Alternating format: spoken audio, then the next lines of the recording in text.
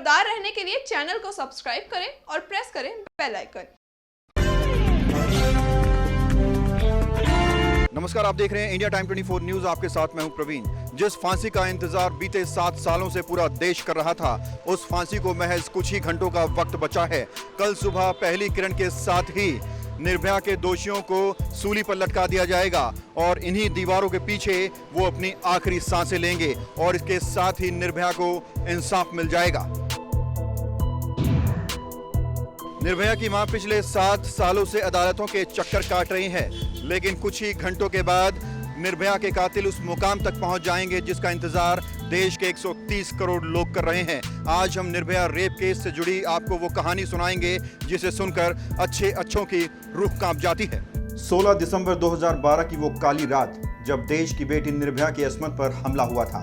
किसी ने सोचा भी न था कि निर्भया की यह सवारी उसकी आखिरी सवारी होगी। निर्भया और उसका दोस्त बस स्टैंड पर बस का इंतजार कर रहे थे। वहां एक सफेद रंग की बस पहले से खड़ी थी जिसमें से एक छोटा सा लड़का बार बार कह रहा था, दीदी कहां जाना है। उस बस में 6 लोग पहले से मौजूद थे, लेकिन उनका रिएक्शन ऐसा था जैसे मानो बस में काफी लोग हों। बस स्टैंड पर काफी देर इंतजार करने के बावजूद भी जब कोई सवारी नहीं मिली तो निर्भया और उसका दोस्त उस सफेद बस में चढ़ गए जिसमें 6 लोग पहले से ही सवार थे और बस का दरवाजा बंद कर दिया गया। निर्भया ने अपने परिवार को कॉल करने की भी कोशिश की, लेकिन उसका फोन उससे छीन लिया गया। मेरे पीछे खड़ी यादव ट्रेवल की ये वही बस है जिसमें 12 दिसंबर की रात को दरिंदगी की सारी हदें पार कर दी गई और इस बस के अंधेरे में आज भी निर्भया की चीखें गूंजती हैं। इन्वेस्टिगेशन में पता चला कि आरोपी राम सिंह ने सबूत मिटाने के लिए इस बस के पर्दे तक जला दिए थे। निर्भया के दोस्त ने बताया कि उस समय मैंने कांच तोड़ने की कोशिश की, लेकिन बस का कांच इतना मजबूत था कि वो हाथ से न टूटा। इसी दौरान 2 से 3 लोग मुझे लगातार पीट रहे थे।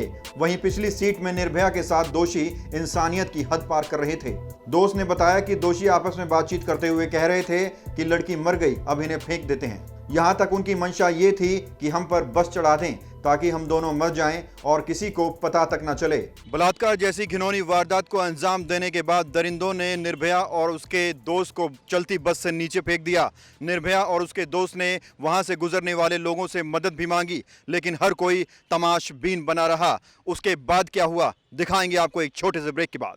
भगत चंद्रा हॉस्पिटल विश्व की सभी आधुनिक और बुनियादी सुविधाओं से परिपूर्ण एक world class multi speciality hospital Mahavir enclave Palam डावडी रोड पर स्थित साउथ वेस्ट दिल्ली का एकमात्र मल्टी स्पेशलिटी हॉस्पिटल, जहां 24 घंटे आपकी सेवा में उपलब्ध हैं वेल क्वालिफाइड डॉक्टर्स और हेल्पिंग स्टाफ। डॉक्टर CM भगत द्वारा स्थापित भगत चंद्रा हॉस्पिटल आपकी सेहत का ख्याल रखना ही इसकी प्राथमिकता है, वो भी अफोर्डेबल रेट्स में। और ब्रेक के बाद आपका स्वागत है। निर्भया और उसके दोस्त को घायल अवस्था में ही चलती बस से झाड़ियों में फेंक दिया गया और उसके कुछ देर बाद पुलिस आई और उन दोनों को अस्पताल में एडमिट कराया गया। इस घटना के बाद देश भर में आंदोलन की आग फैल गई। पूरा देश बलात्कारियों के लिए मृत्युदंड की मांग करने लगा। संसद में इसे लेकर जमकर हंगामा हुआ। इस बीच पीड़ित लड़की की हालत नाजुक होती जा रही थी। उसे वेंटिलेटर पर रख दिया गया था। सड़कों और सोशल मीडिया से उठी आवाज संसद के रास्ते सड़कों पर पहले से ही कहीं अधिक बुलंद होती जा रही थी। दिल्ली के साथ साथ देश में जगह जगह प्रदर्शन हो रहे थे। दिल्ली की तत्कालीन मुख्यमंत्री शीला दीक्षित ने कहा था कि उनमें इतनी हिम्मत नहीं है कि वो उस पीड़ित लड़की से जाकर मिल सके। हालांकि कांग्रेस की पूर्व अध्यक्ष सोनिया गांधी ने निर्भया से मुलाकात जरूर की थी। निर्भया की हालत दिन पर दिन खराब होती जा रही थी, लिहाजा उसे सिंगापुर के अस्पताल में भर्ती कराया गया, जहां 29 दिसंबर को उसने दम तोड़ दिया। मामला कोर्ट में चल रहा था। पुलिस ने मामले में 80 लोगों को गवाह बनाया था। सुनवाई हो रही थी, मगर इसी बीच 11 मार्च 2013 को आरोपी बस चालक राम सिंह ने तिहाड़ जेल में आत्महत्या कर ली। हालांकि राम सिंह के परिवार वालों और उसके वकील का मानना है कि जेल में उसकी हत्या की गई थी। बता दें 18 दिसंबर 2012 को घटना के 2 दिन बाद दिल्ली पुलिस ने 6 में से 4 आरोपियों राम सिंह, मुकेश, विनय शर्मा और पवन गुप्ता को गिरफ्तार कर लिया था।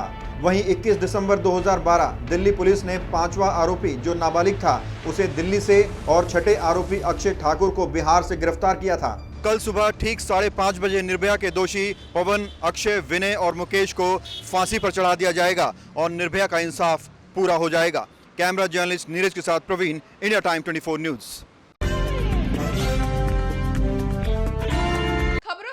लगातार रहने के लिए चैनल को सब्सक्राइब करें और प्रेस करें बेल आइकन।